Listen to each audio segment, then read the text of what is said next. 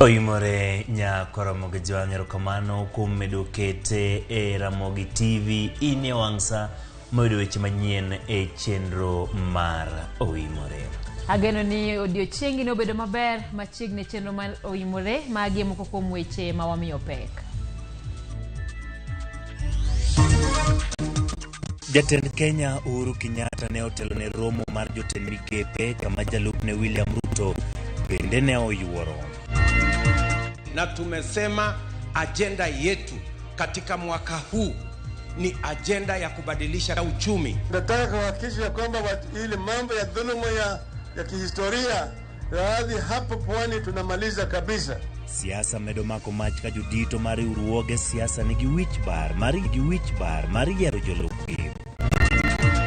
Jachiw kony mag thieth kata nas Ana Kabale Duba emoleo mich mar piny ngima ka nases hingo odiochiengi kawuono.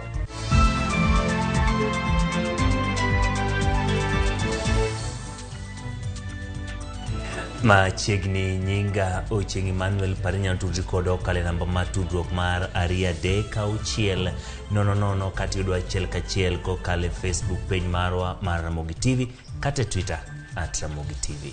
Machiegni nyinga Simfroz Okinda jaloko marwa Belinda Adhiambo. Jatend piny Kenya Uhuru Kenyatta ne otelo ne chenro mar romo mar jotend migepe. Kenyatta ne okelo kanyakla jotend migepe go kendo ne gilose wi weche mopogore to inya report mar nonro manyocho gol manyiso dongruok mar uchumi. Kaka George Batilero jalup jatend piny Kenya William Ruto bende ne oyuoro e romono. E parloch mar jatend piny jotend migepe donjo ka giikore ne romo makelo kanyakla jotend migepe duto. Bang'e to jatend piny Uhuru Kenyatta bende nyono kochomo e romono. E yot mar romo jotend migepe bedo piny Bangalam ka jalup jatend piny William Ruto bende na achiel kuom jotelo ma oyuore romo. Ka koro dong' mana ndalo manok kende to jatend piny Uhuru Kenyatta tieko thuolo ne mar telo. En gi dwaro mar neno ni chenro mane piny owacho magi oketo ochopo kare. Mae momiyo jotend migepe duto moro ka moro ni kod dhweny mar obok mayango gigo magisetimo kod madwarore mondo tim mar miyo jo Kenya yot. Kata obedo ni uchumi mar Kenya ne olwar nyaka tamalo 0.3 e higa mar 2020 bang' midhiero mar midhusi mar korona donje pacho ka. Surveya motim higani kaluwore gi oboke mogol e buch jotend migepe yango ni uchumi oseyarore nyaka tamalo 7.5. E kinde romono manotimore ka oganda jo Kenya ywago ngima ma osebedo matek. Jatend piny Uhuru Kenyatta kokalo winjruok gi jotend migepe oyango kendo jiwo moko kuom okenge ma igeno ni biro jolo oganda jo Kenya. Kaka ondamo mar neno ni nengo mar modhi mani malo e pinje maoko komedo kelo midhiero mathoth ne jopiny. Buch jotend migepe koro puodho kendo miyo chik migawo mar omenda mondo med golo omenda ma miyo jopiny yudo fuong'ruok e wi nengo mag mauta mag nyamburko kod mag taya. Mondo piny owacho ochop dwaro mar neno ni jo Kenya obedo gi chiemo moromo. Migawo mar pur koro mi chik mar neno ni jopur oyudo mbolea e nengo moyweyo kendo keto kenge manyayo kendo jiwo pur ka okalo e yore mag kuoyo pi e puothe. Kaluwore kod nonro mane otim e wi kwan oganda jo Kenya ma idendo ni sensa e higa mar 2019 kendo yango medruok mar kwan oganda. Buch jotend migepe opuodho mondo keto kenge majiwo dongruok kaluwore gi kwan oganda jo-Kenya e gwenge mopogore opogore thurka.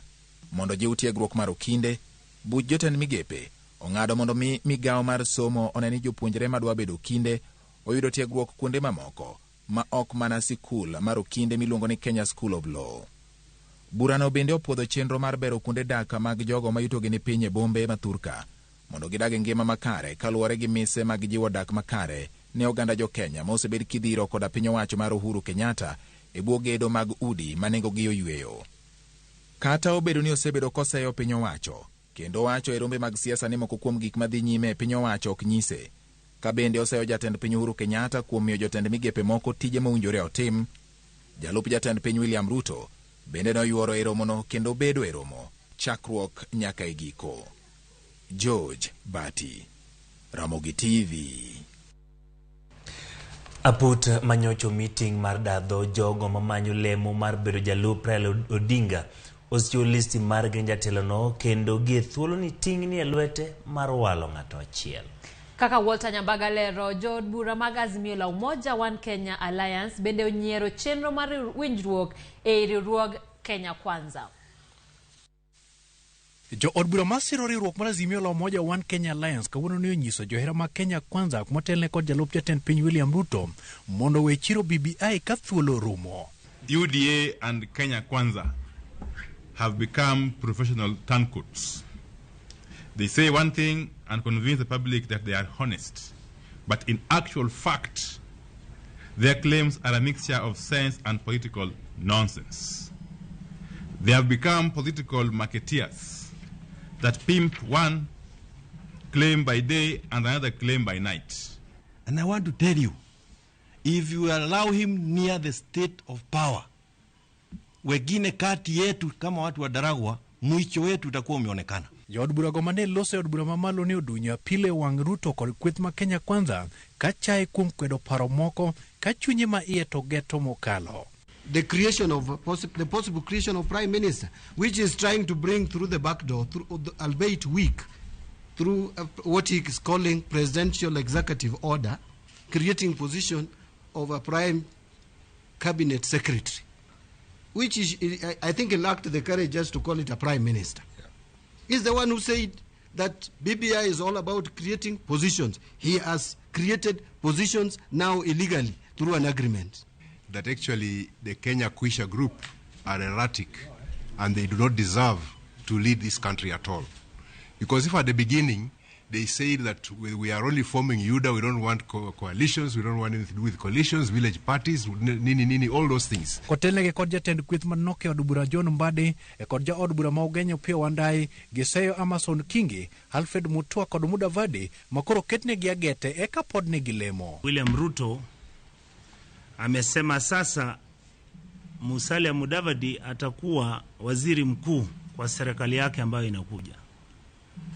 Sababu inafanya afanye hivi ni kwa sababu kwanza amemuuliza Mheshimiwa Musalia kuwa atie sahihi mkataba huo wa kumkubalia kuwa atakuwa waziri mkuu kwa serikali ya Mheshimiwa Ruto, lakini Musalia amepewa condition moja na ni kuwa lazima alete kura 70% kutoka eneo wakilishi magharibi ya Kenya.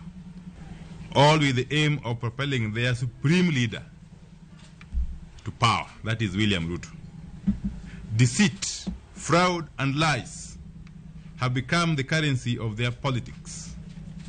If we have bought their lies before, today as the democratically elected representatives of the people, we draw the line. Eseche gogo aput mayande ochuoge konyo manyo jalup Raila Odinga ochiwo ler ni ting koro donge lwet Raila owuon ni mar gisechwalo list mag nyingi adek mag podho machiel kuom gi nyalo kawo lemo mar bedo jalup Raila Odinga.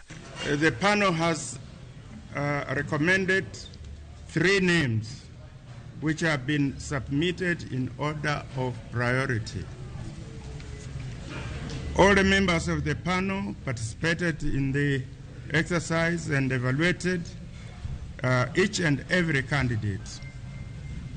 The final decision was reached by averaging the individual contribution of each panelist.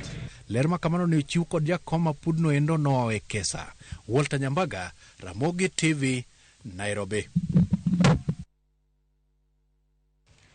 Ndalo medo kayo machiegni mar jolar kom jatend piny yiero jolupgi. Gi thuolo ni kweth mar siasa manyo riekni magero jolup jogo mafadho bendera magi e kom maduong'. Chris Owino oloso gi jolony e ng'eyo matut e wi achiedh nade manitie e chenro mar walo jolup.